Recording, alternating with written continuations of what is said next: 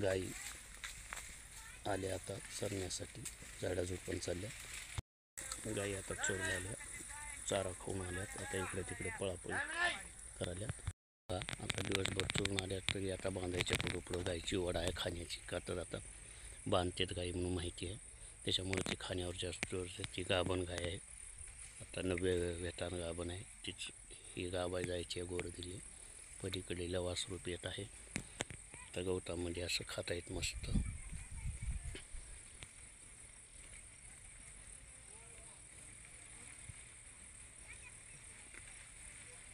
सायंकाळची वेळ, आता दिवस मावळायला जाऊ लागलेला आहे. तिथं वासरू मस्तीचं पेत आहे.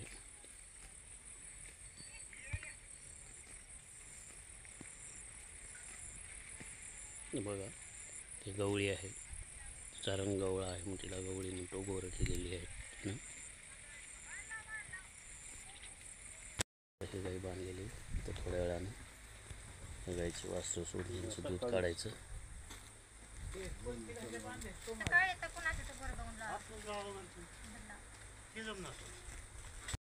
वासुराईला बांधलेलं आहे. ही 11 हाताची कामधेनू आमची लक्ष्मी 11 हात केलेली आहे. वासरं आहे तर वासरं बांधलेली, वासरं सोबत वाजवायची. तर ही तिचं कारण तर ही गेली होती फेब्रुवारीमध्ये. आता ही आज वापरायला आली, म्हणजे गाभण हिटवर आलेली आहे गाय. तिला थोड्या वेळानं क्रॉसिंग करायचं, वळून दूध वगैरे काढून. बघा आता कावरी वगैरे कशी बघत आहे. गाभण आलेल्या गायची लक्षणं कशी असतात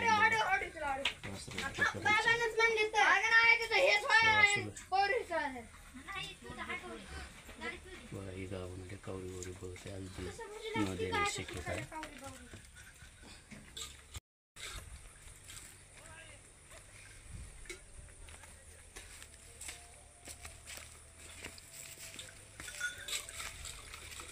दिवस चालू आहे आता दूध काढायचं. पणा यूज दे, पणा यूज दे, पणा युजल्यावरच हे कर.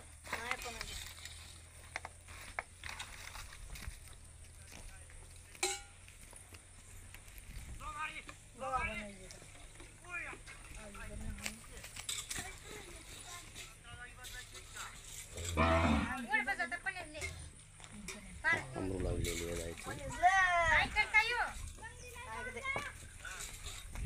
सायंकाळची गडबड, सकाळचं दूध काढणं वेगळं.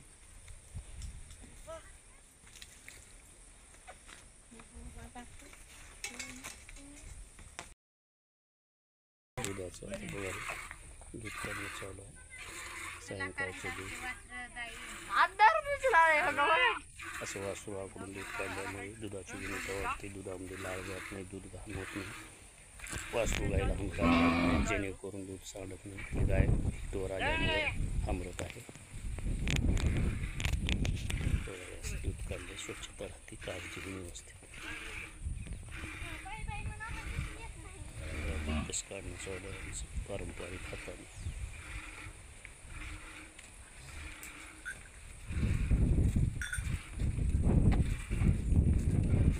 वासरू चंद्र आहे, त्याची मायवी चंद्री आहे.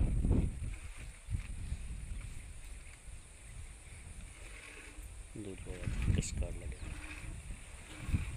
दूध फटफट मला पितच की काय. हातानं काढणं कठीण जातं, पण हातानं काढलेलं दूध स्वच्छ असतं. गाईला त्रास होत नाही. मशीनं काढलेल्या दुधामुळे रक्त येण्याची शक्यता असते. पारंपरिक पद्धत आहे. वासरू समोर धरल्यामुळे गाय पाना चोरून घेत नाही, पाना देते. त्याच्यामुळे वासरू समोरच उभा करून दूध काढणं चांगलं फायदेशीर. दूध वाढतं, दुधाचं प्रमाण हे होतं, चांगल्या प्रमाणात दूध मिळतं. धर धर पटकन जातील पौरी हे करते. हे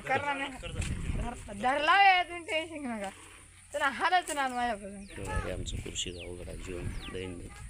वडील दूध काढत आहेत. 70-75 वर्षापासून वडील दूध काढत.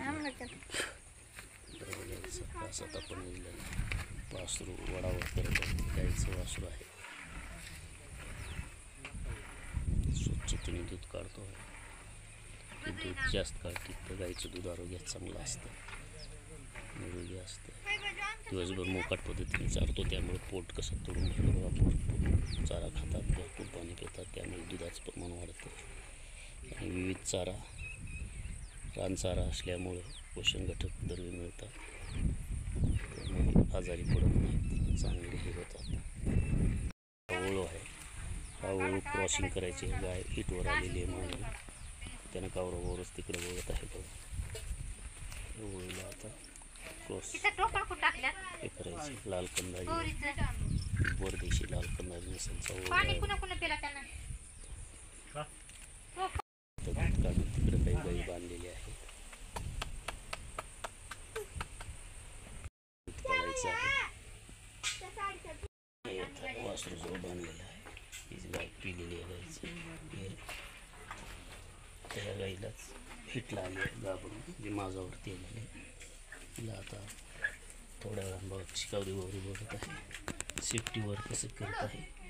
गाय हिटवर माझावर आली, सेफ्टीवर करते, कावरी वगैरे कान टोकावर घेते. तिच्या हावभावामध्ये चारित्र्यामध्ये वर्तणुकीमध्ये फरक पडतो बघा. हे वासरं आहेत आता हे वासरू काढायचे आहे.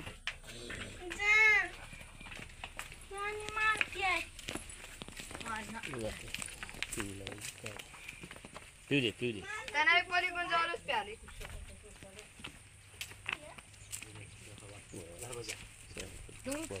छान पित आहे, कुदके मारत आहे. पुऱ्या देशी लाल कंदारी नसलच्या प्युअर देशी पारंपरिक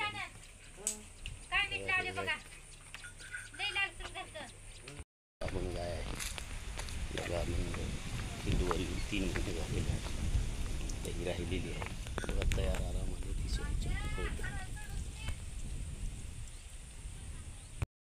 कशी बघत आहे कावरी गावरीनं.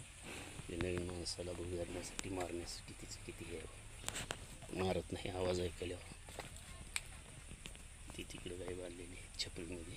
अशा मोकळ्या मस्त वातावरण, दिवसभर सोडल्यामुळे घाण होत नाही.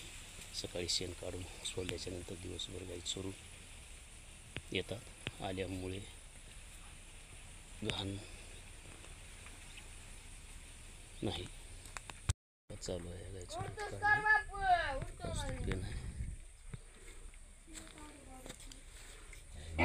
काय हमरत आहे वापरला आल्यामुळे सारखं.